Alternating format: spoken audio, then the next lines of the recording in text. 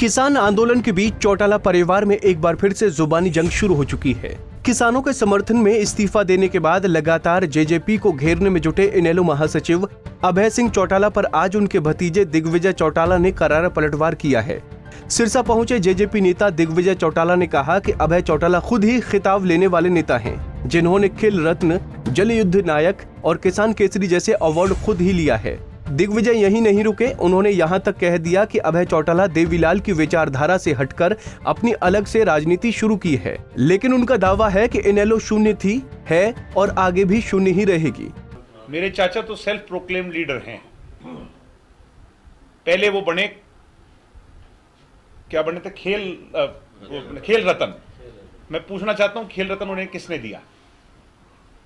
कोई सरकार ने नहीं दिया, कोई ऑर्गेनाइजेशन ने नहीं दिया, कोई एसोसिएशन ने नहीं दिया, कोई समाज ने नहीं दिया। फिर वो बने जल युद्ध नायक। मैं पूछना चाहता हूं कि ये टैगलाइन उन्हें किसने दी? अब वो बन गए किसान केसरी। ये उन्हें किसने बनाया? तो वो तो सेल्फ प्रोक्लेम्ड है। 3 ओहदे तो वो ले चुके हैं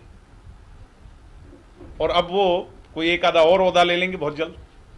तो मैं उनके बारे में ज्यादा न कह करके इतना ही कहूंगा कि खेल रत्न, जल योद्धा, किसान केसरी अभय सिंह चौटाला सेल्फ प्रोक्लेम्ड हैं।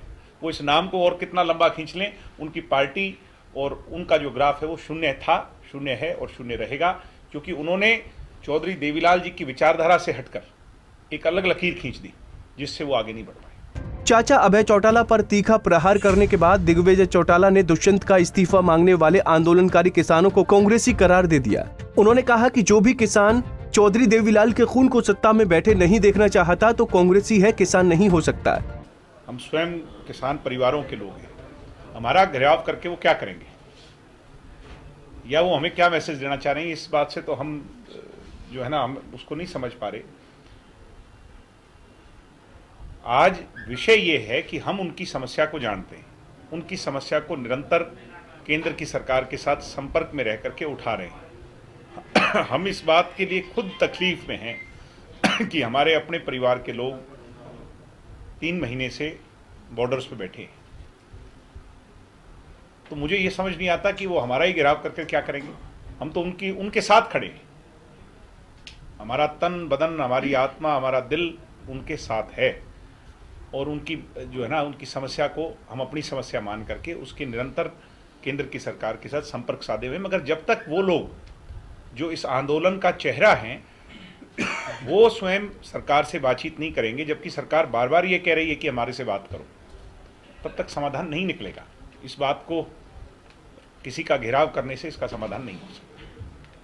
उनका किसानों का यही कहना है कि दुष्यंत चौटाला और चौधरी रणजीत सिंह हरियाणा सरकार के पार्टनर हैं, मंत्री हैं, जल्द इस्तीफा दे ताकि हरियाणा की बीजेपी सरकार गिर जाए और सेंटर पर दबाव बने, ताकि ये किसी कानून रद्द हो सके। ये तो उन लोगों की बात है जो भूपेंद्र हुड्डा को मुख्यमंत्री देखना चाहते हैं। भूपेंद्र हुड्डा की सोच ये है कि इस किसान आंदोलन को मोहरा बनाकर, किसानों के कंधे पर बंदूक रख करके इस सरकार को कैसे गिराया जाए और इसकी एवज में अपनी सरकार कैसे बना ली जाए। ये उनके स्पॉन्सर्ड लोग हैं, मैं बिल्कुल खुले तौर पे कह रहा हूं और मुझे कोई संकोच नहीं, वो बुरा माने या भला माने। जो किसान के बेटों को, चौधरी देवीलाल के खून को सत्ता में बैठे नहीं देखना चाहते, वो भूपेंद्र हुड्डा और कांग्रेस के लोग हो सकते हैं, दूसरा आदमी नहीं हो सकता। लाखों लोगों ने मेहनत कर करके दुष्यंत चौटाला को, एक किसान के बेटे को, चौधरी देवीलाल के खून को प्रदेश की सरकार में रखा। आज पेंशन बढ़ाने की बात हो रही है, आज 75% आरक्षण की बात हो रही है, आज युवाओं को रोजगार की बात हो रही है।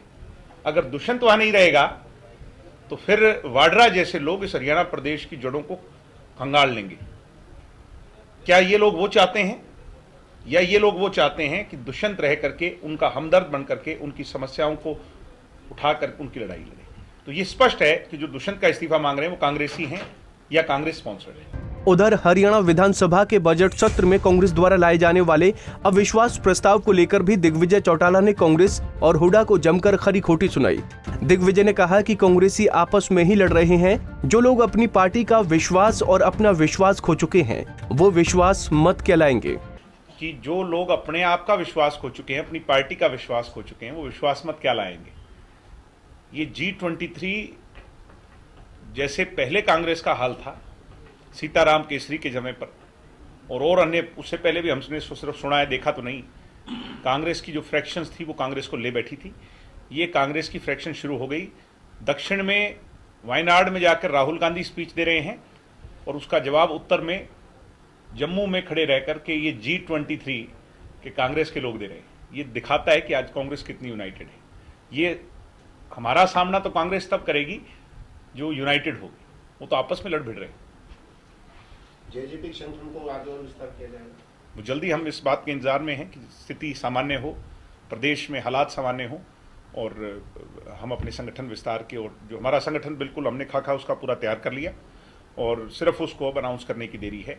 मगर ऐसे हालातों में किसी भी चीज़ की अनाउंसमेंट या कोई भी जो है ना वो नहीं हो सकता, क्योंकि जब एक तरफ किसान परेशान हो, किसान अपनी समस्या को लेकर के संघर्षरत हों, ऐसे टाइम पे कोई भी अनाउंसमेंट नहीं होगी। बता दें कि 3 महीने से किसानों के आंदोलन में कई बार जेजेपी विधायकों और डेप्यूटी सीएम दुष्यंत चौटाला से इस्तीफे की मांग की जा चुकी है। यहां तक कि कई बार विरोध तो कई बार जेजेपी नेताओं का घेराव भी हो चुका है, लेकिन जेजेपी नेताओं का स्टैंड जो पहले था वही आज भी है, क्योंकि जेजेपी के नेताओं ने पहले भी आंदोलनकारी किसानों को कांग्रेसी करार दिया था और आज भी इस्तीफा मांगने वाले किसानों को कांग्रेसी कहा जा रहा है। सिरसा से सतनाम सिंह, पंजाब केसरी टीवी।